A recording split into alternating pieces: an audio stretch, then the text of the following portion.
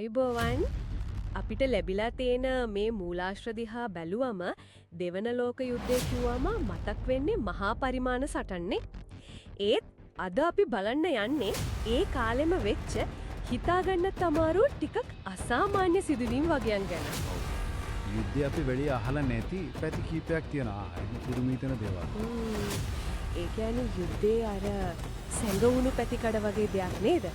ඉතින් මුලින්ම පටන් ගමුද මේ ඔපරේෂන් වෙජිටේරියන් කියන එකෙන්.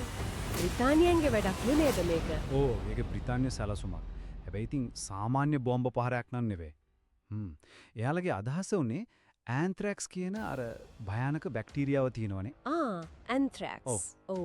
අනේ ඒක ආසාදනය කරපු පශු ආහාර කේක් වගේ.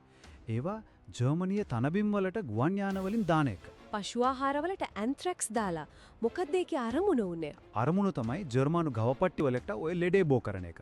එතකොට එයාලගේ මස් කිරි සපයම නැති වෙනවනේ. ඒ කියන්නේ සෑහෙන්න ලොකු පහරක් ආර්ථිකයට වගේම මිනිස්සුන්ගේ චිත්ත ධෛර්යයට. ජීව විද්‍යාත්මක අවියක් විදියට පාවිච්චි කරන්න තමයි හැදුවේ.